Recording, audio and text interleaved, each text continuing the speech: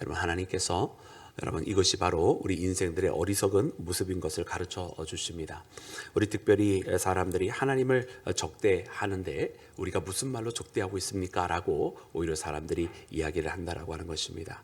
근데 하나님께서는 이 말씀을 통해서 우리 인생들의 어리석음을 말씀해 주시는 것은 우리가 직접적으로 하나님을 적대하고 대적하기 때문에 하나님을 적대하는 것이 아니라 우리가 살아가는 모습이 또 우리가 생각하는 방법들이 하나님과 반대되는 방향으로 우리가 생각하고 살아가기 때문에 그것이 바로 하나님을 적대하는 것이다라고 말씀을 해주고 계시는 것입니다. 그래서 14절과 15절에 말씀해 보면 거기서 우리 사람들이 생각하는 모습이 하나님을 적대하는 거라는 거예요. 이것은 직접적으로 하나님을 공격하기 때문에 적대하는 것이 아니라 생각하는 그 삶의 방식, 살아가는 삶의 이유들이 다 하나님과 반대 방향이기 때문에 그렇다라고 하는 것이죠. 그러면 그들이 생각하는 것이 무엇인가? 여러분 14절과 15절에 우리가 말씀에 읽은 것처럼 하나님의 말씀을 지키는 것이 무슨 유익이 있느냐? 또 슬프게 하는 것이 여기서 이때 슬프게 하는 것이라고 하는 것은 여러분 회개의 삶을 말하는 것입니다. 회개하는 것이 무슨 유익이 있느냐? 그러니까 이 말은 무슨 뜻입니까? 말씀 지켜봐야 무슨 소용이 있느냐? 또 회개한들 하나님께서 어떤 변화를 가져오겠느냐라고 하는 여러분 이런 하나님의 뜻과는 정반대되는 생각을 가지고 살아간다라고 하는 것이죠. 또 15절 말씀에 보니까 교만한 자가 오히려 복되지 않느냐? 또 악을 행하는 자가 오히려 번성하지 않느냐? 그런 생각을 가지고 살아가는 것이 하나님을 적대한다라고 하는 것입니다. 또한 하나님을 시험하는 자가 도리어 화를 면하고 있는 것이 아니냐? 하나님의 순종하는 것이 아니라 하나님을 끊임없이 시험하는 자가 오히려 그 화를 면한다라고 이야기를 하는 거예요. 그러니 이것은 여러분 믿음을 가진 자의 모습이라고는 할 수 없을 것입니다. 오히려 하나님을 믿지 않는 거죠. 교만한 자와 악을 행하는 자가 도리어 잘 된다라고 생각하는 것. 아마 어쩌면 이 세대에 많은 사람들도 그렇게 생각하고 있는지 모르겠어요. 악한 자들이 오히려 더 번성하고 부정을 저지르는 자들이 오히려 더 잘 되고 여러분 그러나 그것은 결단코 여러분 궁극적으로 잘 될 수가 없는 것입니다. 여러분 우리가 시편에 있는 많은 말씀들 또 잠언에 있는 많은 말씀들을 보면 악을 행하는 자를 부러워하지 말라 그랬어요. 그들의 성함은 정말 잠시 그들이 있는 것일 뿐 그것이 영원토록 그들이 잘 되는 것, 복 받는 것이 아니라고 분명히 우리에게 가르쳐 주셨고 오히려 우리는 하나님의 말씀에 따르는 것, 하나님의 뜻에 살아가는 것, 여러분 그것이야말로 우리의 삶의 지표가 되어야 될 것을 가르쳐 주셨으면 꼭 기억해야 할 줄로 믿습니다. 그러므로 하나님께서는 오늘 이처럼 정말 믿음 없는 삶, 정말 하나님 앞에 하나님 보시기에 너무나 부끄러운 삶, 그래서 세상을 오히려 의지하고 교만한 자나 악을 행하는 자가 더 잘 될 거라고 생각하고 그것이 오히려 하나님 앞에 회개하고 말씀을 지키는 것보다 좋은 것이라고 생각하는 이 삶 자체가 하나님을 대적하고 있는 것이다 라고 하는 말씀을 꼭 기억해서 여러분 우리야말로 아마 그럴 겁니다. 하나님 우리가 언제 하나님을 대적했습니까? 라고 말을 하겠지만 믿음 없이 살아가는 것이 하나님을 대적하는 것이다 라는 여러분 이 말씀의 메시지를 꼭 기억해서 여러분 우리는 믿음을 갖고 세상이 어떠하든지 하나님 앞에 흔들리지 아니하는 신앙의 길로 걸어가는 우리 모두가 되기를 주님의 이름으로 축원합니다. 그러면 사랑하는 여러분, 믿음을 갖고 살아간다라고 하는 그것을 오늘 본문 말씀에는 어떠한 단어로 표현을 하고 있습니까? 여러분 이렇게 하나님을 대적하는 자와 반대되는 개념으로 오늘 말씀에 설명해 주고 있는 하나님께서 기뻐하시는 사람은 바로 하나님을 경외하는 자다라고 그렇게 말씀에 표현을 해주고 계십니다. 그럼 오늘 본문 말씀은 여러분 그 하나님을 경외하는 자들에 대해서 이렇게 표현을 해주고 계시는데요. 먼저는 우리가 17절과 18절 말씀을 읽겠습니다. 우리 다 같이 합독합니다. 시작. 만군의 여호와가 이르노라 나는 내가 정한 날에 그들을 나의 특별한 소유로 삼을 것이요 또 사람이 자기를 섬기는 아들 아낌같이 내가 그들을 아끼리니 그때에 너희가 돌아와서 의인과 악인을 분별하고 하나님을 섬기는 자와 섬기지 아니하는 자를 분별하리라. 아멘. 아멘. 하나님께서 특별한 소유로 삼으시겠다 그랬어요. 아낌과 같이 내가 그들을 아낄 것이다 말하면서 하나님께서 구분을 지으시겠다는 거예요. 누가 과연 진정한 나의 자녀인지, 누가 나의 충실한 백성인지 하나님께서 구별을 하시면서 하나님의 특별한 소유로 삼겠다고 말씀을 하신 것입니다. 그리고 또 이어서 말씀하시기를 우리 4절에 있는 말씀을 허락하여 주십니다. 우리 4절과 5절에 있는 말씀까지 함께 읽겠습니다. 시작. 만군의 4장 1절과 2절 시작. 만군의 여호와가 이르노라 보라 용광로 불같은 날이 이르리니 교만한 자와 악을 행하는 자는 다 지푸라기 같을 것이라. 그날에 그들을 살라 그 뿌리와 가지를 남기지 아니할 것이로되 내 이름을 경외하는 너희에게는 공의로운 해가 떠올라서 치료하는 광선을 비추리니 너희가 나가서 외양간에서 나온 송아지같이 뛰리라. 아멘. 아멘. 여러분 진정으로 우리가 외양간에서 나온 송아지같이 여러분 기뻐 뛰며 여러분 살아가는 믿음의 길을 걸어가기를 주의 이름으로 축원합니다. 여러분 오늘 말씀에 보니까 여러분 하나님께서 그것을 이제 구별하신다고 그랬잖아요. 그리고 구별하시고서는 하나님께서 베풀어 주시는 것도 극명하게 대조가 되는 것을 봅니다. 여러분 하나님께서 기뻐하시는 자들, 하나님을 경외하는 자들에게는 여러분 해가 떠올라서 치료의 광선이 비추게 하시겠다 그랬어요. 그래서 외양간에 나온 송아지같이 그들이 기뻐하는 것을 하나님께서 이루시겠다고 말씀해 주고 계십니다. 그러나 반면에 여러분 악을 행하는 자, 또 교만한 자, 여러분 그들은 지푸라기를 사름과 같이, 지푸라기가 불에 타면 여러분 순식간에 다 타서 없어지는 거 아니겠어요? 그렇게 하나님께서 그 모든 것들을 살라 없애버리시겠다고 말씀하고 계십니다. 여러분 이 교만한 자와 악을 행하는 자는 이 4장 1절에 나오는 이 말씀은 여러분 어떤 말씀을 받는 것이겠습니까? 아까 우리가 읽었던 말씀 가운데에 우리가 14절과 15절 말씀에 나오는 말씀 있잖아요.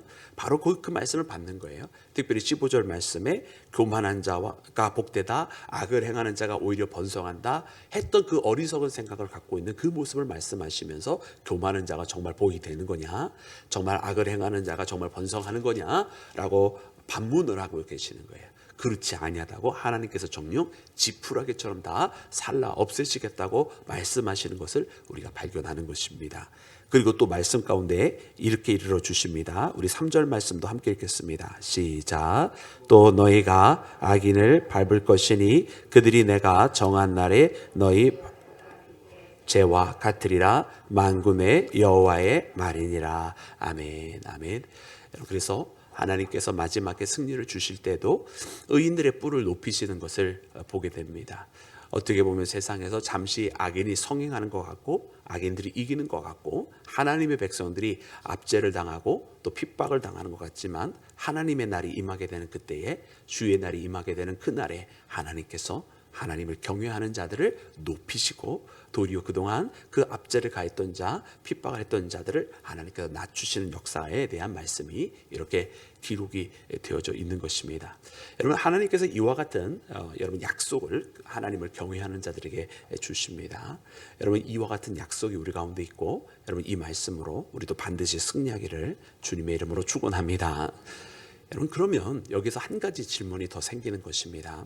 하나님께서 그때가 되어서 이렇게 하나님의 특별한 소유가 되는 하나님을 경외하는 자들, 곧 하나님 앞에 이렇게 심판받아서 멸망하게 될 교만한 자와 악한 자들을 이제 구분짓게 되시는데, 여러분 이 일을 어떻게 하나님께서 이루시겠느냐라고 하는 질문이 남는 거예요. 어떻게 하나님께서 길을 이루시고 어떻게 이 승리를 하나님께서 하나님을 경외하는 자들에게 주시겠느냐. 왜냐하면 아직까지 말라기가 처해져 있는 그 삶의 현장에는 여전히 아직까지 악인들이 성행하고 여전히 아직까지 교만한 자가 더 잘 돼가고 있는 그런 삶의 모습을 우리가 바라보고 있는데 어떻게 하나님께서 이루시겠느냐는 거예요. 다만 하나님께서 마치 공수표를 던져주시듯 말씀만 그냥 이렇게 툭 던져주시고 책 그냥 나 몰라라 하시는 게 아니라고 한다면 하나님께서 어떻게 이 일을 이루시느냐 말이죠. 그리고 그 말씀이, 그 대답이 바로 마지막에 나와 있는 것입니다. 우리 그 말씀 함께 읽기를 원합니다. 우리 4절, 5절, 6절에 있는 말씀입니다. 우리 다 같이 합독합니다. 시작. 너희는 내가 호렙에서 온 이스라엘을 위하여 내 종 모세에게 명령한 법 곧 율례와 법도를 기억하라. 보라, 여호와의 크고 두려운 날이 이르기 전에 내가 선지자 엘리야를 너희에게 보내리니 그가 아버지의 마음을 자녀에게로 돌이키게 하고 자녀들의 마음을 그들의 아버지에게로 돌이키게 하리라. 돌이키기 아니하면 두렵건대 내가 와서 저주로 그 땅을 칠까 하노라 하시니라. 아멘. 아멘. 할렐루야. 이 말씀은 대단히 중요한 말씀이죠. 그리고 이 말씀이 구약 성경 마지막에 있는 것은 결단코 우연이 아닙니다. 신약을 믿지 아니하는 유대인들도 이 말씀을 마지막으로 가지고 있을 때는 여러분 그들에게 바로 어떤 것을 주시는 거냐면 메시아에 대한 열망을 갖게 하시는 거예요. 왜냐하면 오늘 말씀에 보면 엘리야를 하나님께서 보내신다라고 말씀하고 계세요. 물론 엘리야는 여러분 말라기보다 훨씬 이전에 선대에 있었던 선지자고 하나님께서 이 엘리야를 여러분 불병거를 통해서 죽음을 맞이하지 않고 하나님께서 불러가셨던 선지자였던 것을 여러분 기억하실 것입니다. 근데 하나님께서 이 엘리야를 보낼 것이다 라고 약속을 해주시잖아요. 그것이 바로 이스라엘에게 있어서는 메시아에 대한 열망이 되는 거예요. 그리고 우리에게 있어서는 무엇입니까? 우리에게는 이 약속은 이제 성취된 약속이에요. 왜냐하면 여러분 오시리라 한 그분에 대해서 여러분 예수님께 세례 요한의 제자들이 묻습니다. 그죠?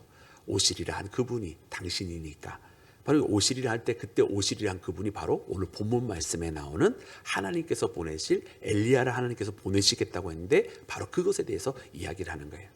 그럼 이 엘리야는 누구인가? 여러분 엘리야는 여러분 그 이름 엘리야 그때 과거에 엘리야라고 하는 선지자가 하나님의 부름받은 바로 그 시대의 그 인물 엘리야 선지자 엘리야를 말하는 것인가?